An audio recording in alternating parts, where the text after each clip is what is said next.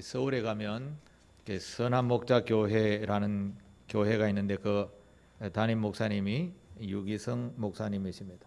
유기성 목사님이 기록한 책에 보면 인격적인 성령님이라는 책에 보면 이런 글이 있습니다. 나는 사도행전 2장의 오순절 사건 본문을 수천 번 읽었지만 한 번도 실망한 적이 없습니다. 그렇다고 지루하다고 생각해 본 적도 없습니다. 왜냐하면 읽을 때마다 내 마음은 불타고 흥분하고 감격하기 때문입니다.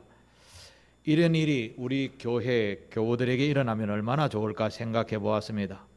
여기 초대 교회에서는 놀랍게도 성령께서 바람처럼 불처럼 임하셨습니다. 이때 모인 사람들은 성령 충만함을 받고 성령님이 말하게 하심을 따라 다른 방언으로 말하기 시작한 것입니다. 이것은 놀라운 일이었습니다. 성령의 바람과 불은 마른 장작에 불 붙듯이 사람들의 영혼을 사로잡기 시작했습니다. 그 불은 처음에 예루살렘에서 타기 시작했고 성경의 말씀대로 유대와 사마리아와 땅끝까지 거침없이 번져나갔습니다. 성령의 불이 임하기 시작했을 때 사람들에게 이상한 변화가 일어났습니다. 그것은 예수님의 이름으로 안전뱅이가 일어나고 귀신이 떠나가고 죽은 자가 살아나는 것입니다. 그런데 오순절 사건에서 우리가 더 주목해야 할 것은 제자들이 예수님이 행하셨던 그 기적을 똑같이 행하셨다라는 것입니다. 제자들이 예수님과 함께 있을 동안에는 아무런 기적을 능력을 행하지 못했습니다. 그런데 성령님이 임하시고 나니 예수님의 영이 그들에게 들어가자 제자들에게도 그 능력이 나타나기 시작한 것입니다. 그렇습니다. 그렇습니다. 성령님이 임하시면 우리도 할 수 있게 되는 것입니다 라고 이 유기성 목사님의 책에 기록을 하고 있습니다.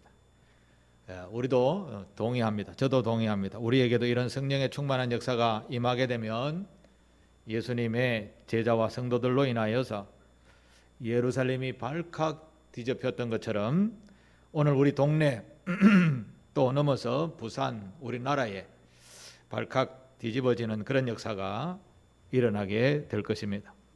우리 모두도 이런 성령님을 사모하여서 기도하면서 성령의 충만함을 받게 되기를 축원합니다. 지금까지 여러분이 성령을 충만함으로 받음으로 말미암아서 흥분과 경험을 해본 적이 있으십니까? 또 했을 때 그때의 기분은 어떠했었습니까? 저는 성령님을 체험하고 나서 세상에 다른 생각이 하나도 나지 않았습니다. 하나님께서 살아계시는구나라는 것을 직접적으로 체험하고 나니 그동안 참 반신반의했던 여러 가지 모습이 내가 참 어리석었구나라는 생각을 깊이 하게 되었습니다. 그리고 세상에서 중요하게 여기는 재물, 돈, 명예 이런 것들이 별로 중요하지 않다라는 생각을 하게 되었고 그보다도 더 중요한 것이 있구나라는 것을 깨닫고 주님이 원하시는 방향으로 생각하고 행동하기 시작했습니다. 저의 인생의 모습이 이렇게 바뀌게 되었습니다. 성령님이 오시면요, 성령님이 오시면 어떤 일이 일어나는가?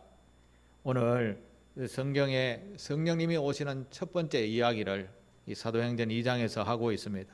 오늘 이 말씀에 나오는 성령님이 오시면 어떤 일들이 일어나는가 보면서 은혜를 나누도록 하겠습니다.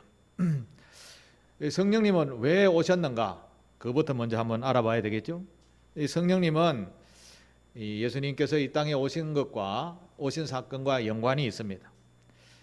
하나님께서는 그 세상을 노아의 방주라는 이야기를 들어보셨죠? 홍수가 나서 세상을 한번 멸하셨습니다.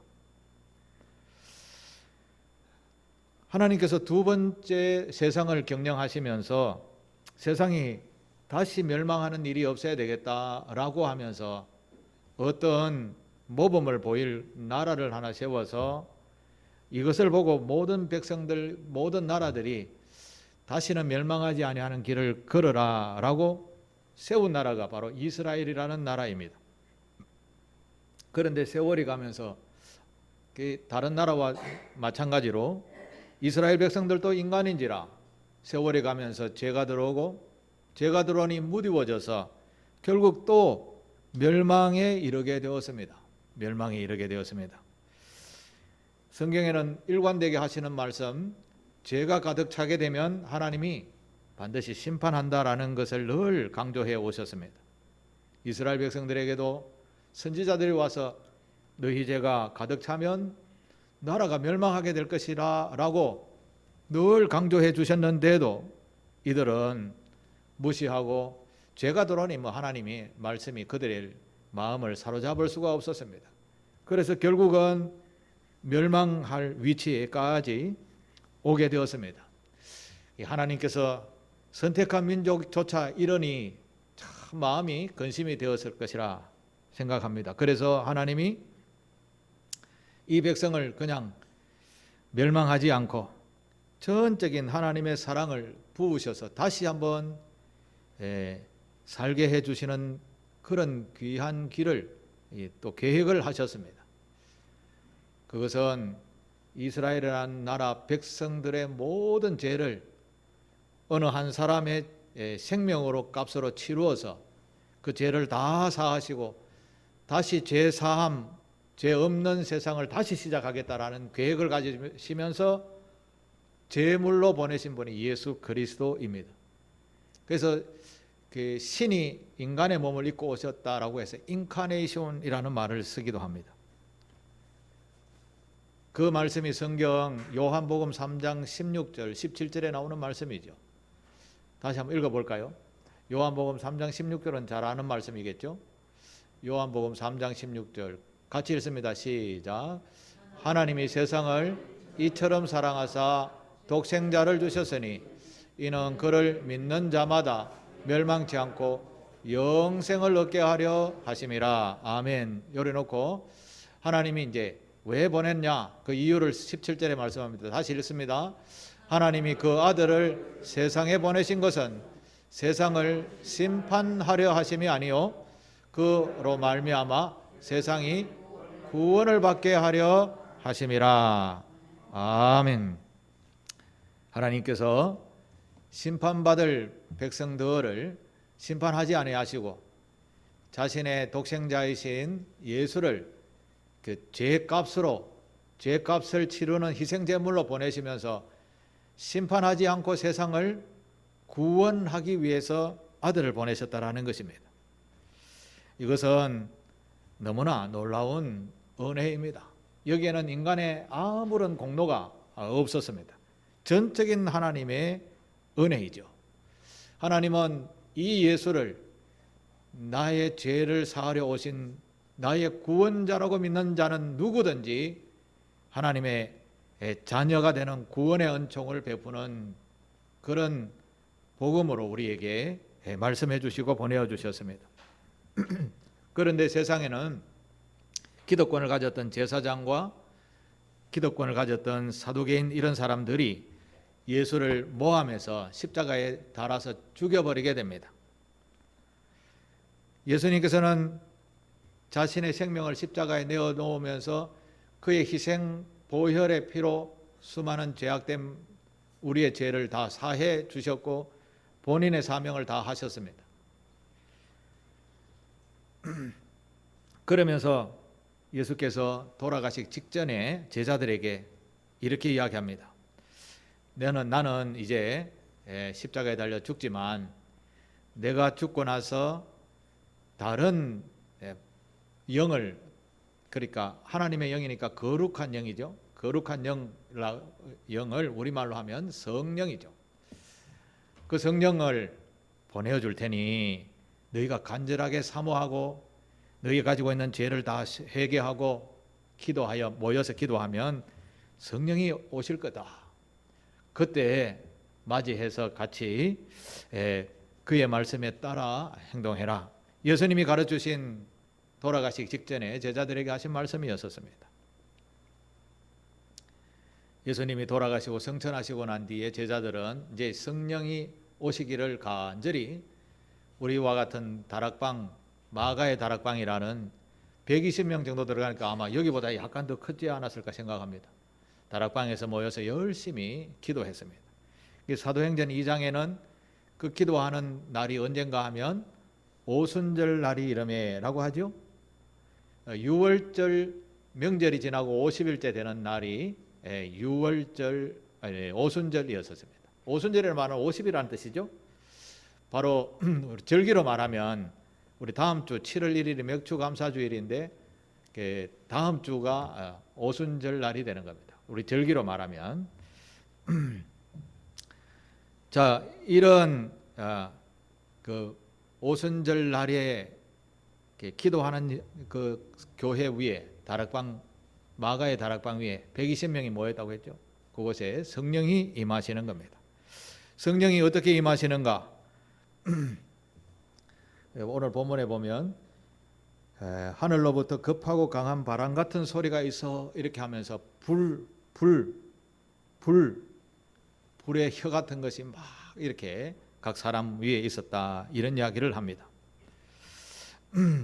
이런 성령님이 각 성도들을 머리 위에 임재하게 되었습니다. 이런 성령을 우리가 받으려면 어떻게 해야 되는가? 우리 또한 그것을 배워야 되겠죠.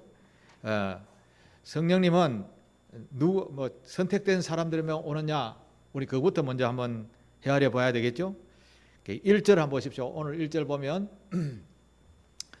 오순절 날이 이미 이르매 그들이 다 같이 한 곳에 모였더니 라고 했죠. 사도행전 2장 1절 없어요? 사도행전 2장 1절에 보면 오순절 날이 이미 이르매 그들이 다 같이 모였더니, 성령을 받으려면 첫 번째 여러분 모여 있어야 됩니다. 하나님 앞에 나와서 기도해야 된다라는 말씀입니다. 사도행전 1장 4절에 보면 예수님께서도 이미 부탁한 말씀이 있습니다. 1장 4절에 보면 앞으로 넘겨보십시오. 앞으로. 사도와 함께 모이사 그들에게 분부하여 이르시되 예루살렘을 떠나지 말고 내게서 들은 바 아버지께서 약속하신 것을 기다리라. 이 예수님이 제자들에게 하신 말씀이었습니다. 성천하시기 전에 가르쳐 주신 말씀대로 이 제자들은 마가의 다락방에 모여서 그렇게 열심히 기도했던 것입니다. 저도 마찬가지고 여러분들도 마찬가지일 줄 믿습니다. 성령님은 모여서 기도하는 누구에게나 임하게 됩니다. 요한복음 14장 21절에도 이런 말씀이 있습니다. 특별한 사람에게 성령님이 오시는 것이 아니라 같이 읽겠습니다. 나의 계명을 지키는 자라야 나를 사랑하는 자니 나를 사랑하는 자에게는 내 아버지께 사랑을 받을 것이요 나도 그를 사랑하여 그에게 나를 나타내리라. 아멘. 하나님이 어떻게 나타나신다고요? 나를 사랑하는 자, 하나님을 사랑하고 하나님을 찾고 하나님의 명령대로 살면 그에게 나타나신다라고 하셨습니다. 우리 이 말씀에 순종해서 남모르게 쭉 계속해서 기도해 보시게 되기를 바랍니다. 성령님은 이 공동체 모두가 모여서 기도할 때도 임하지만 혼자 기도할 때도 반드시 찾아오시게 됩니다. 그런 체험에 있게 되기를 바랍니다.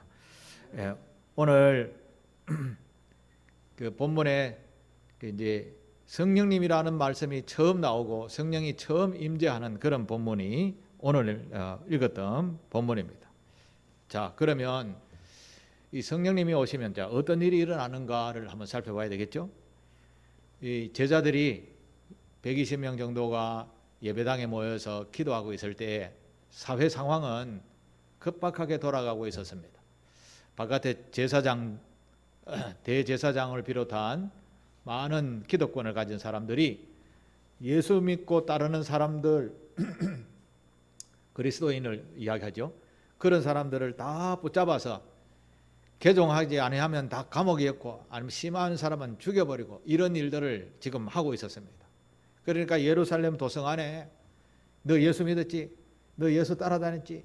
너 제자 따라다녔지? 하면서 막 발본색원을 하고 있는 중에 있었습니다. 그래 대부분 사람들은 음해 기주고 하면 다 숨어 있었지요. 제자들도 이제 예배당에 숨어서 기도하고 있었지요. 두려워서. 그런데 성령님이 오시고 난 뒤에 제자들이 더 이상 무서워서 기가 죽어서 갇혀 있을 수 없었습니다. 조금 전에는 성령님 오시기 전에는 두려워서 숨어 있었고 그리고 붙잡으려 하니까 막 도망가는 일들이 막 있었고 또 수많은 사람들은 예루살렘을 도망을 가고 했었습니다. 이제 이때 막 떠난 사람을 보고 디아스포라라는 말을 쓰기도 합니다. 예수님의 제자들이 성령을 받고 두렵고 떨리는 마음이 사라지고 난 뒤에 바깥에 나와서 이제 담대하게 복음을 전하기 시작합니다. 여러분, 하나님의 크신 사랑으로 예수를 이 땅에 보내셨는데 당신들이 죽였습니다. 그분은 하나님의 아들이셨습니다. 이 이야기를 제자들이 이제 당당하게 하게 된 것이죠. 오히려 잡아가려고 난리인데 당당하게 예수님이 진짜 구원자 메시아였습니다 라고 당당하게 이야기를 했었습니다. 그러다가 제자들 중에 요한의 형제 야고보와 베드로가 바깥에 나가 있다가 야고보가 먼저 잡혔습니다. 야고보가 붙잡혀서 가차없이 칼로 목이 베어서 죽게 됩니다. 베드로도 붙잡혔습니다. 베드로를 죽이려 하니까 성경에 보면 마침 명절인 무교절 기간이라 이런 이야기가 나옵니다. 예루살렘에 있는 유대인들은 명절을 굉장히 중요시하게 여겼습니다. 하나님이 지키시라고 하는 유월절, 오순절, 장막절 이런 절기에는 아무것도 하면 안 되었습니다. 그래서 감옥에 사람을 잡아서 죽이려는 죄인도 감옥에 넣었다가 명절이 지나고 난 뒤에 처분하는 이런 일이 있었습니다. 베드로가 그 순간에 잡혀서 감옥에 가게 되었습니다. 그날 죽지 않고 다른 제자인 야고보는 안타깝게도 죽게 되었습니다. 자, 그 명절 기간에 해봐야 처음 시작하면 일주일 정도지만 이틀 남았는지 사흘 남았는지 그 이야기는 없습니다만 긴 명절 기간을 해도 일주일이죠. 베드로가 잡혔습니다. 교회와 같은 제자들은 베드로가 잡혔다. 명절이 끝나면 죽는다. 어떻게 했을까요? 교회와 사도들과 그의 교우들은 함께 간절하게 하나님 앞에 기도했습니다. 성령님 오셨는데 성령님 도와주세요 라고 간절히 기도했지요. 그러니 어떤 일이 일어났습니까? 베드로가 처형하는 날 바로 전날 밤에 어떤 일이 일어났는가 하면 베드로가 갇혀 있는 감옥에 엄청난 밝은 빛이 환하게 비치더니만 베드로가 곤히 잠자는 베드로를 깨웁니다. 야, 일어나 옷 입어. 천사가 베드로의 손발에 묶여있던 쇠사슬을 끊어줍니다. 그리고 옷을 걸치고 감옥 바깥으로 나와서 제자들이 있는 데까지 안전하게 인도하고 천사는 사라지게 됩니다. 이건 일상적인 일입니까? 아니면 기적입니까? 성령님이 계시는 곳, 성령님이 통치하시는 곳은 이런 기적이 일어난다라는 것입니다. 자, 그러면 오늘 우리가 살아가는 이 시대, 성령 시대인데 일어날까요? 안 일어날까요? 자, 여기에서 조금 모자라죠. 반드시 똑같은 시대요, 똑같은 성령님의 통치하는 은혜의 시간인 줄 믿습니다. 다만 우리가 그 성령님을 직접적으로 가까이 체험하지 못했기 때문입니다. 그런데 성경의 말씀처럼 찾고 찾으면 만나 주시는 분이 성령님이십니다. 저 사람은 되고 나는 왜 안 되지? 이런 게 없습니다. 로마서 10장 13절에 보면 이런 말씀이 있습니다. 같이 읽을까요? 로마서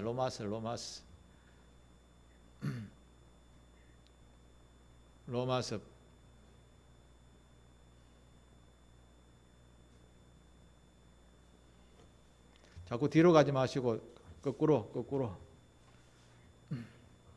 자, 여기 죄송합니다. 누구든지 주의 이름을 부르는 자는 구원을 받으리라. 이 말씀입니다. 제가 늘 실수하네요. 로마서 10장 13절인데 요한복음을 안 바꾸었네요. 자, 같이 읽겠습니다. 시작. 누구든지 주의 이름을 부르는 자는 구원을 받으리라. 여기에서 누구든지는 여러분도 다 속하는 겁니다. All people입니다. 모든 사람들입니다. 누구든지. 그러면 나는 왜 못 받지? 그 이유가 뭡니까? 기도하지 않아서 그렇습니다. 기도하지 않아서 그렇습니다. 주의 성령님은 우리에게 오셔서 구원의 길을, 영원한 천국의 길을 걸을 수 있도록 지도 인도하시는 분이 바로 하나님이시고 성령님이시고 또 직접적으로 우리의 죄를 사하신 분은 예수님. 이래서 세 분 하나님을 우리 삼위일체 하나님이라고 부릅니다. 성령님도 그래서 성령 하나님이라고 부르는 것이죠. 이것은 조금 어려우니까 이렇게 또 설명할 기회가 있을 것이라 생각합니다. 성령님은 곧 하나님이십니다. 그 하나님을 찾고 찾으면 누구에게 찾아오십니다. 성령님이 내 안에 들어오시면 놀라운 일들을 경험하게 되고 세상은 똑같은데 바뀐 가치관이 내 안에 일어나게 됩니다. 그러면 슬픔이 변해서 기쁨이 되는 이런 스트레스가 변해서 행복함이 되는 이런 세상을 경험하게 되는 것입니다. 앞에서 예수를 이 땅에 보내셔서 구원하셨죠? 그것은 하나님께서 전적인 사랑으로 멸망치 않고 영원한 생명을 얻게 하려 하시기 위해서 예수를 보내셨습니다. 그리고 그 예수가 제사함의 은총을 마치고 난 뒤에 성령님을 보내셨습니다. 그러면 이 성령님이 오시고 난 뒤에 지금 우리가 살아가는 시대에 성령님이 보내신 목적과 목표가 있을 것이 아니겠습니까? 성령님이 오늘 우리를 통치하시고 이끌어 주시는데 그 성령님이 바라는 목적과 목표가 있을 것입니다. 그거 몇 가지만 살펴보겠습니다. 먼저 성령님이 우리에게 오셨다라는 것은 죄로 말미암아 멸망받을 그런 사람으로 남지 말고 성령님이 오셔서 그의 이름을 부르고 예수 그리스도의 이름으로 제사함을 받고 성령님이 가르치신 인도하심을 따라 살아가게 되면 누구든지 구원의 은총을 얻는다라는 겁니다. 이제 성령님 오신 첫 번째는 무조건 구원이죠. 구원. 이게 제일 먼저입니다. 구원. 그 다음 두 번째는 성령을 보내신 하나님께서 성령을 보내신 목적은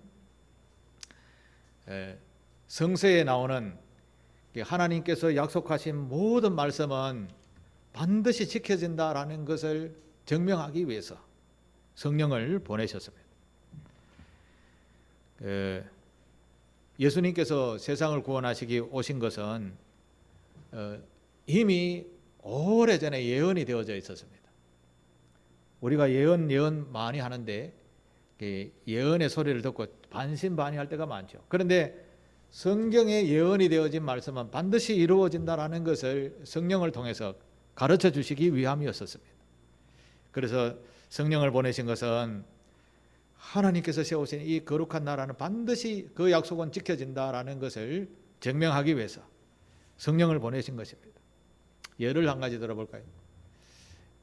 예수님이 오신다라는 그 예언은 대표적으로 이사야라는 선지자가 있었는데 이사야가 살았었던 기간은 BC 739년에서부터 680년도까지 살았으니까 약 한 60년 정도 사셨는데 그게 예수님이 오시기 전 700년 전에 예언이 되어졌다라는 것이죠.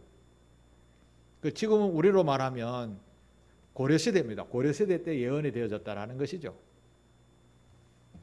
이렇게 700년 전에 예언이 되어졌다 까마득하게 잊어버릴 수도 있죠. 그런데 그 예언이 적중하고 그대로 이루어지게 된 것입니다. 또 더욱 선명하게 이사야 53장에 예수님은 이렇게 할 것이다라고까지 합니다. 제가 한번 읽어드리겠습니다. 예수님이 당하셨던 고난을 기록한 내용입니다. 이게 700년 전에 예수님이 당할 고난을 적어놓은 것이죠. 그가 찔림은 우리의 허물 때문이요, 그가 상함은 우리의 죄악 때문이라. 그가 징계를 받음으로 우리가 평안을 누리고 그가 채찍에 맞음으로 우리는 나음을 입었도다. 우리는 다 양 같아서 그릇 행하여, 잘못 행하여 각기 제 길로 갔거늘 여호와께서는 우리 모두의 죄악을 예수님에게 담당시켰었도다. 이게 700년 전에 예언했던 말씀입니다. 이게 지켜졌다라는 것을 증명하기 위해서 성령은 오늘도 역사하시고 계시다라는 말씀입니다.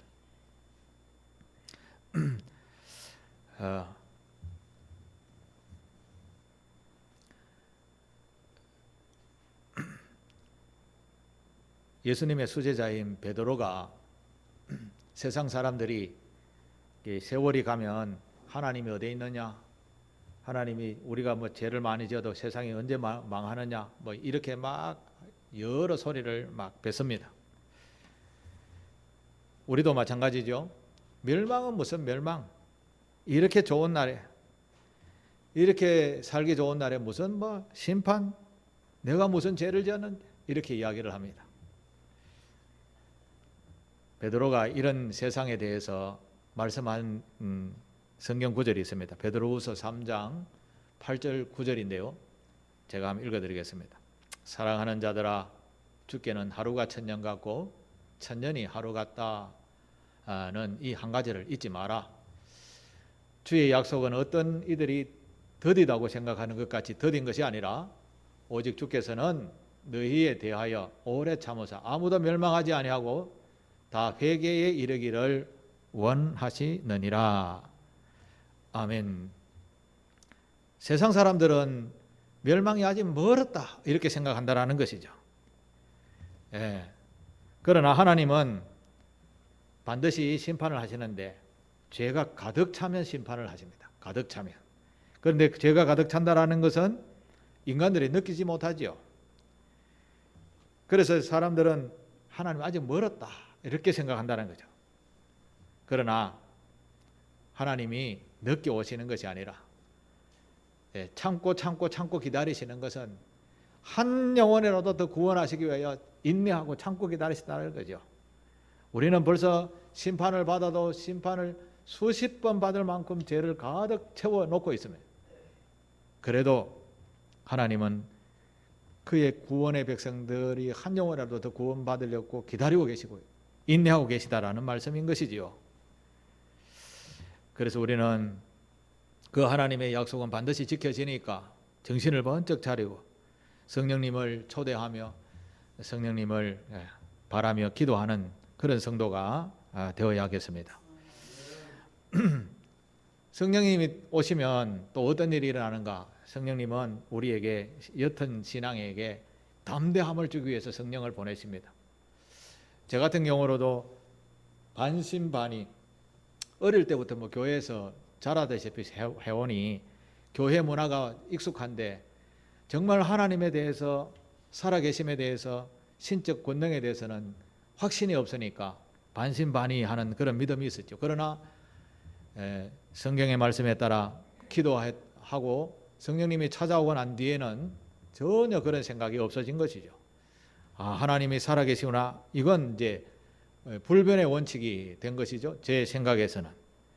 그러니까 하나님의 말씀에 대해서는 담대함이 있는 것이죠. 믿음에 대해서는 담대함이 있는 것이죠.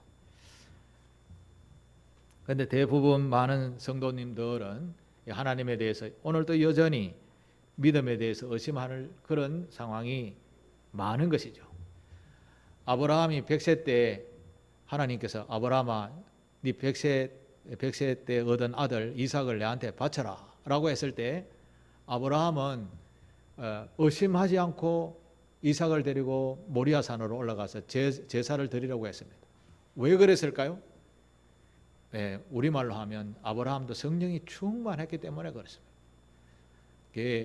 이삭을 데려가도 금방 주실 거라고 생각했습니다. 그래서 아무 요동하지 않고 하나님께서 준비하실 것이다 라고 하며 이삭을 데리고 갔던 것이죠. 성령이 오시면 이렇게 충만해지고 담대해지게 됩니다. 여러분, 이 성령님을 마음으로 초대해 보시기에 되기를 바랍니다. 남 모르는 시간에 늘 깨어서 기도하시게 되기를 바랍니다. 전도를 열심히 했던 사도 바울이라는 분이 계셨죠. 그 사도 바울과 같이 따라다니는 실라라는 사람이 옛날에 지금의 그리스 지방의 북부 지방의 마게도냐라는 지방에 갔을 때 빌립보라는 도시에 들어갔는데, 들어가는 보니까 어느 처자가 귀신이 들려가지고 막 예언을 하는 겁니다.